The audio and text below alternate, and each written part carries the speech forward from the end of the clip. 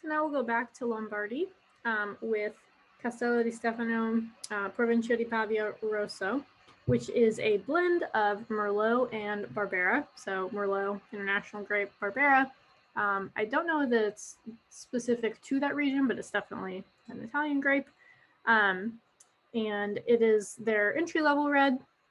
So they blend it, and I don't really think there's too much extra to say about that. It's a really interesting, more of like a easy drink. Well, not easy drinking, daily drinking, easy price point entry red wine for pairing with food is how I would generally start to describe this.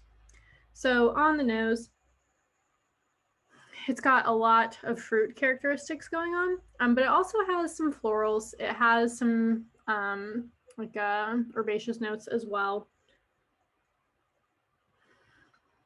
It's actually quite earthy too, which is nice. I feel like we haven't talked about that much lately, and it's pretty rustic. And I would say that we don't end up having that many rustic wines in the club just because of the nature of natural wines. People are normally not making them in that style, but this is a good example of that. So yeah, like also a bit of a mix of like red and black fruit. I would say that it's like, you know,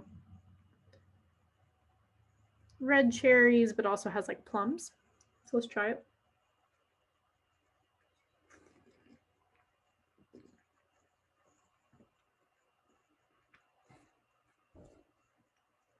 This wine just brings me back to like my WSET studying days.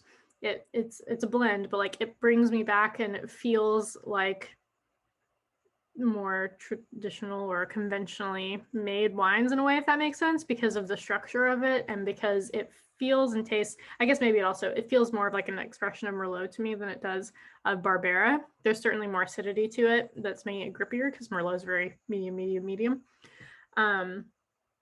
But I really like that about it.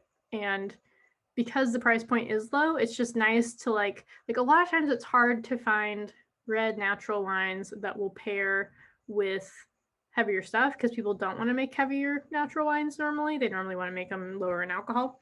I actually don't know. Let's see what the alcohol is on this one. 13.5. So yeah, that's still low, but not as low as some of the other ones. This is like your perfect go-to when you're actually having something that might be heavier than usual, or if you just want to have like a table wine, like just a normal Italian table wine that no one would ever know it's a natural wine. This is the one. They threw me off because last year they were in a tall bottle and they put them in burgundy bottles this year, but like you would never know.